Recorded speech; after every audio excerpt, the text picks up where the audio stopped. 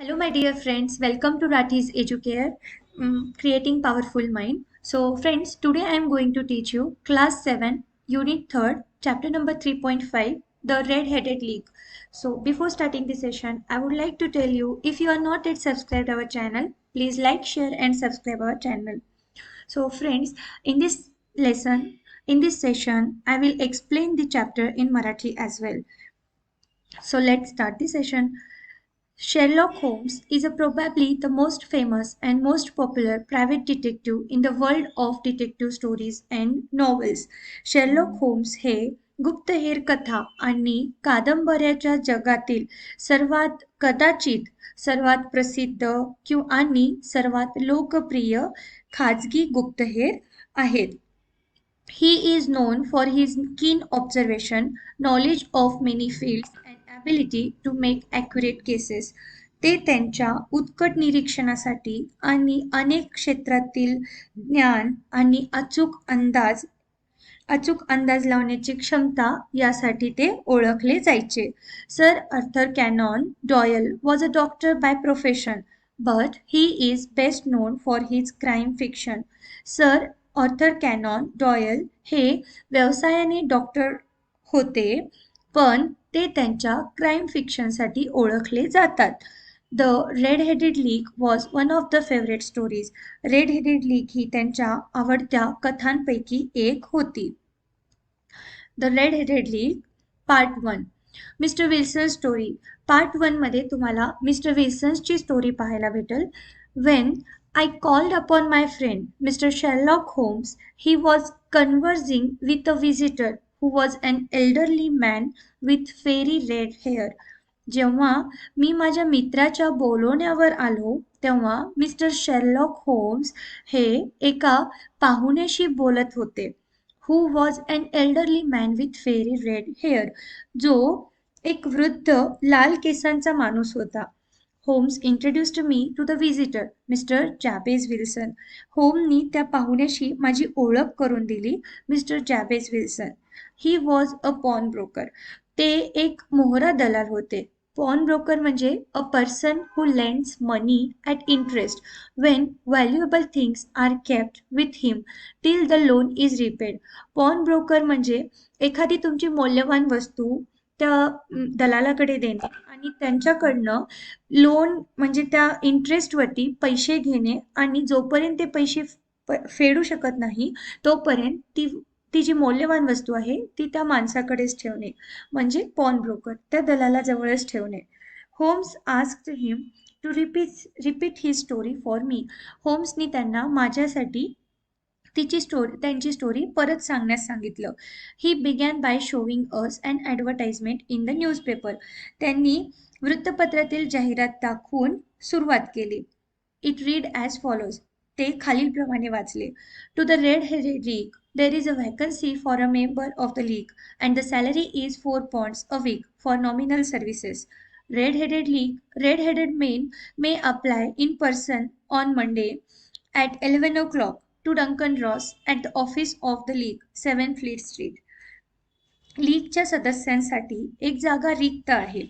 लीगच्या सदस्यांसाठी एक जागा रिक्त आहे आणि पगार ही नाममात्र सेवांसाठी 4 पौंड इतकी आहे. दर आठवड्याला 4 पौंड आहे. आणि red headed main may apply in person on Monday. आणि लाल डोक्याची माणसे ही सोमवारी अर्ज करतील ॲट 11 o'clock 11 वाजता 7 फ्लीट स्ट्रीटवर जे त्यांचं ऑफिस आहे रेड हेडेड लीग तिथे डंकन रॉस यांच्याकडे सोमवारी 11 वाजता लाल डोक्याची माणसे अर्ज करतील अशी ही जाहिरात होती. The advertisement had appeared in newspaper 2 months ago. ती जाहिरात ही वृत्तपत्रात 2 महिन्यापूर्वी आली होती. Mister Wilson's assistant Vincent Spaulding had shown it to him. Mister विल्सन्सचा सहकारी विन्सेंट स्पॉल्डिंग. मिस्टर विल्सनच्या असिस्टंटचं नाव होतं विन्सेंट स्पॉल्डिंग. त्यांनी ही जाहिरात मिस्टर विल्सनला दाखवली होती. Mister Wilson liked his assistant Spaulding. Mister विल्सनला त्यांचा जो सहकारी आहे तो खूप आवडायचा. He was smart, efficient and worked for only half the normal wages. तो खूप हुशार, कार्यक्षम आणि तो त्याच्या वेतनाच्या अर्ध्या किमतीवरच काम करायचा. But the assistant also had his fault. पण त्या सहकार्याचेही दोष होते. Every now and then he left work and went down into the cellar to develop photograph.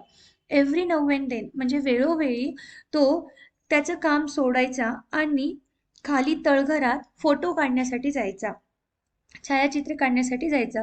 Photography was his hobby आणि फोटो काढणं हे त्याची एक हॉबी होती, त्याचा छंद होता. Spalding showed the advertisement to Mr. Wilson and explained him that an American millionaire, Mr. Ezekiel Hopkins, had founded the famous Red-Headed League to help all redheads like himself. स्पॉल्डिंगली स्पॉल्डिंगने मिस्टर विल्सनला ही जाहिरात दाखवली होती आणि त्यांना स्पष्ट केलं, एक्सप्लेन केलं, त्यांना समजावून सांगितलं की एक अमेरिकन मिलिनरी, एक अमेरिकन लक्षाधीश आहे मिस्टर इझेकिया हॉपकिन्स. त्यांनी रेड हेडेडची स्थापना केली आहे to help all red heads like himself. त्यांनी रेड हेडेड लीगची स्थापना केली आहे त्यांच्यासारख्या लाल डोक्याच्या माणसांना मदत करण्यासाठी. मिस्टर इझेकिया हॉपकिन्स जो एक अमेरिकन लक्षाधीश आहे, त्यांनी रेड हेडेड लीगची स्थापना केली आहे, अशी जाहिरात स्पॉल्डिंगनी मिस्टर विल्सनला दाखवली आणि त्यांना समजावून सांगितलं की तुम्ही पण इथे अप्लाय करा. Spalding urged mister Wilson to apply for the job. स्पॉल्डिंगनी मिस्टर विल्सनला विनंती केली की या कामासाठी तुम्ही अर्ज करा. So the two of them went to the address given in the advertisement. आणि म्हणूनच ते दोघे जाहिरातीमध्ये दिलेल्या पत्त्यावर गेले. Fleet Street was full of red headed people. Fleet Street ही लाल डोक्याच्या माणसांनी भरली होती. Mister Wilson thought that with so much competition he would not get the job. Mister विल्सनला असे वाटले की इतके साऱ्या लाल डोक्याच्या माणसांमध्ये इथे खूप कॉम्पिटिशन आहे, इथे खूप स्पर्धा आहे आणि ज्यामध्ये त्याला हे जॉब मिळू शकणार नाही असे मिस्टर विल्सनला वाटले. He wanted to go back. त्यांना परत जायचे होते. But Spalding pushed through the crowd and took mister Wilson to the office. पण स्पॉल्डिंगनी मिस्टर विल्सनला त्या गर्दीतून पुढे ढकललं आणि मिस्टर विल्सनला ऑफिसमध्ये नेलं, कार्यालयात नेलं. There was nothing in the office but a couple of chairs and a table. त्या ऑफिसमध्ये एक किंवा दोन खुर्च्या आणि टेबलशिवाय काहीही नव्हतं. A red headed man sat behind the table. एक लाल डोक्याचा माणूस त्या टेबलच्या मागे बसला होता. He was mister Duncan Ross, a representative of red headed league. ते डंकन रॉस होते, रेड हेडेड लीगचे रिप्रेझेंटेटिव्ह म्हणजे प्रतिनिधी होते. He was very pleased to see mister Wilson and announced immediately that he was well suited for the job. ते ते त्यांना पाहून, mister विल्सनला पाहून खूप खुश झाले आणि त्यांनी लगेचच घोषणा केली की मिस्टर विल्सन हे या कामासाठी योग्य आहेत, या नोकरीसाठी योग्य आहेत. He shook hands with Mr. Wilson, congratulated him, and told all other candidates to go back. त्यांनी मिस्टर विल्सनशी हात मिळवलं, त्यांना अभिनंदन केलं आणि इतर सर्व उमेदवारांना परत जाण्यास सांगितलं. Mr. Duncan Ross explained that Mr. Wilson would have to be in the office from 10 to 2. Mister डंकन रॉसने मिस्टर विल्सनला स्पष्ट केलं की त्यांना ऑफिसमध्ये 10 ते 2 राहावंच लागेल. If he left the office he would lose the job. आणि जर ते ऑफिस सोडून गेले तर त्यांना हे काम सोडावं लागेल. Spaulding assured Mr. Wilson that he would look after Mr. Wilson's business in his absence.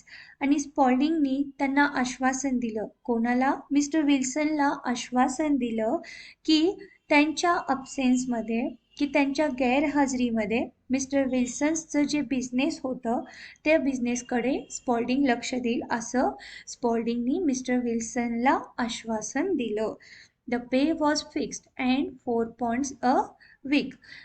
आणि जो पगार होता तो फिक्स होता की प्रत्येक आठवड्याला, दर आठवड्याला 4 पॉइंट इतका पगार फिक्स होता.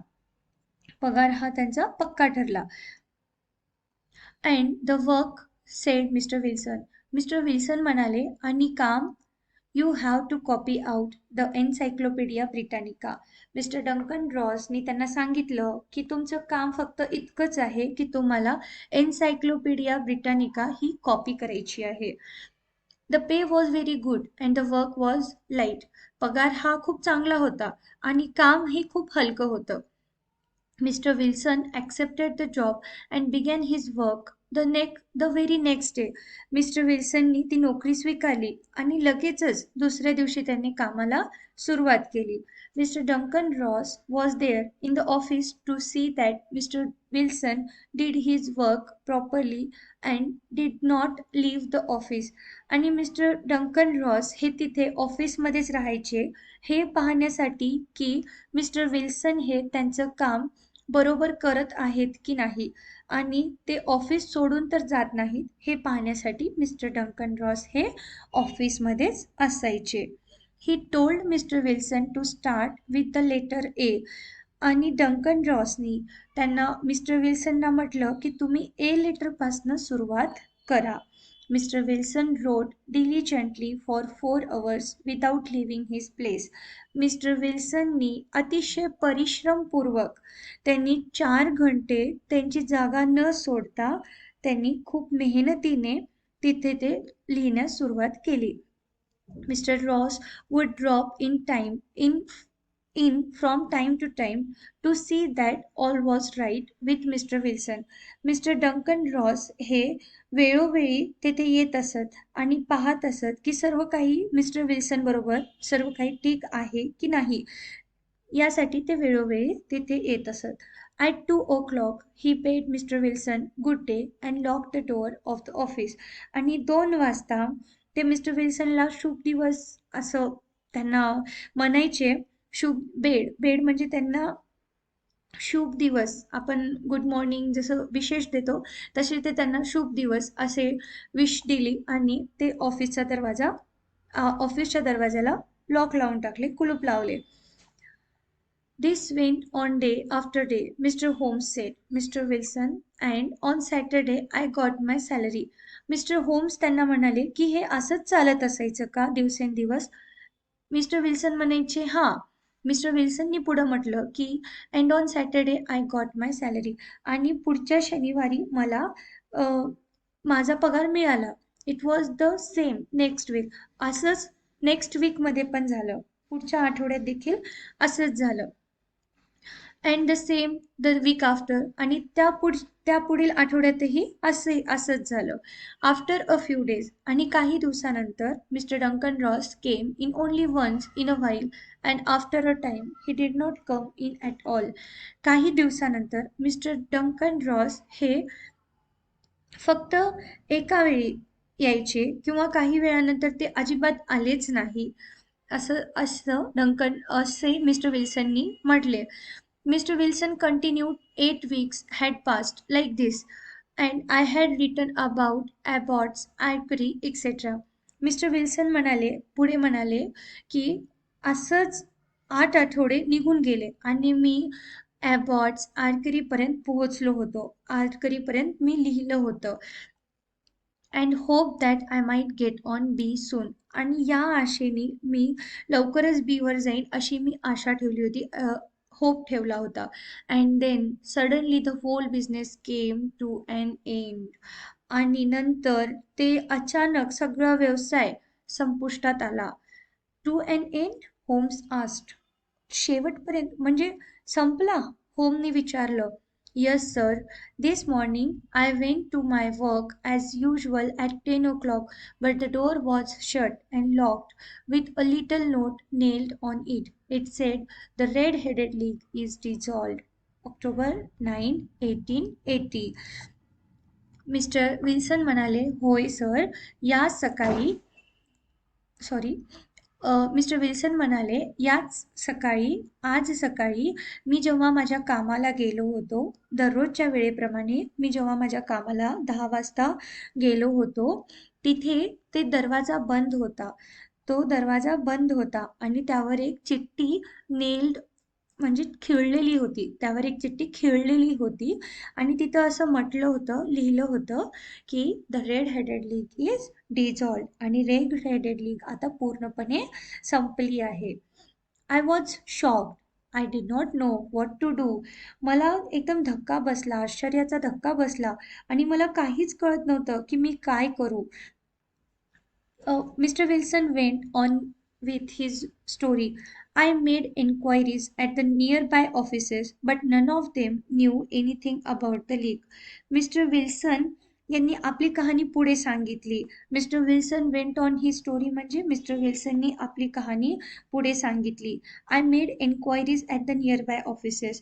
मी जवळपासच्या सर्व कार्यालयांमध्ये चौकशी केली आहे. But none of them knew anything about the league. पण त्यांच्यापैकी कोणालाही या लीगबद्दल काहीही माहिती नाही आहे. The rooms had been rented under a false name. आणि ज्या खोल्या होत्या त्या खोट्या नावाने भाड्याने दिल्या होत्या. I went home and asked my assistant Spalding for advice. मग मी माझ्या घरी गेलो आणि मी माझ्या असिस्टंटला, माझ्या सहकार्याला, स्पॉल्डिंगला मी सल्ल्यासाठी विचारलं. But he could not help me in any way. पण तो मला कोणत्याही प्रकारे मदत करू शकला नाही. I want to find out about the league. मला त्या लीगबद्दल माहिती काढायची आहे. Mister Holmes, who they are and why they played this prank upon me. आता मिस्टर विल्सन होम्सला म्हणत आहेत की मिस्टर होम्स, मला हे माहिती करायचं आहे, मला हे शोधून काढायचं आहे या लीगबद्दल की कोण हे खेळलं, हे असा खेळ खेळला माझ्यासोबत, अशी खोड माझ्यावर का खेळली त्यांनी, हे मला शोधून काढायचं आहे, मला हे जाणून घ्यायचं आहे. That is why the whole thing is mystery. आणि ही एक पूर्ण जी गोष्ट आहे ती पूर्ण एक गूढ आहे, एक मिस्ट्री आहे, गुपित आहे. That is why I came to you. आणि त्यामुळेच मी तुमच्याकडे आलो आहे. I I have heard a lot about you. मी तुमच्याबद्दल खूप काही ऐकलं आहे. Holmes said. Holmes found mister Wilson story very unusual. होम्सला मिस्टर विल्सनची स्टोरी एकदम असामान्य वाटली. He asked mister Wilson, this assistant of yours who first called your attention to the advertisement, what is he like. होम्सनं जेव्हा त्यांची ही कहाणी पूर्ण असामान्य वाटली तेव्हा त्यांनी मिस्टर विल्सनला विचारलं की तुमचा हा जो सहाय्यक आहे तो कोण आहे आणि तो कसा दिसतो. पुढे मिस्टर विल्सन म्हणतात की तो small stout with no hair on his face. He has a white splash of acid on his forehead. मग पुढे मिस्टर विल्सन म्हणतात की ते लहान, कडक आणि चेहऱ्यावर त्यांच्या केस नसलेले, त्यांच्या कपाळावर ॲसिडचे डाग, पांढरी शिडकी आहेत, असं त्यांचं बाह्यरचना मिस्टर विल्सन सांगतात. कोणाची? स्पॉल्डिंगची. I thought as much, said mister Holmes. Is he still with you. Mister Holmes म्हणाले की मी तेवढाच विचार केला आणि ते अजूनही तुमच्यासोबत आहेत का. I thought as much. हे कोण म्हटलं? मिस्टर विल्सननी म्हटलं. मिस्टर विल्सननी म्हटलं की मी एवढाच विचार केला. Said mister Holmes. आता पुढं मिस्टर होम्स म्हणतात की is he still with you. ते अजून पण तुमच्याबरोबर आहेत का. Oh yes sir. अरे हो सर, आहेत ते. म्हणजे तो सहकारी अजून पण माझ्याबरोबर आहे असं मिस्टर विल्सन म्हणतात. That will do mister Wilson. आणि तो करू शकेल असे मिस्टर विल्सनला म्हणतात.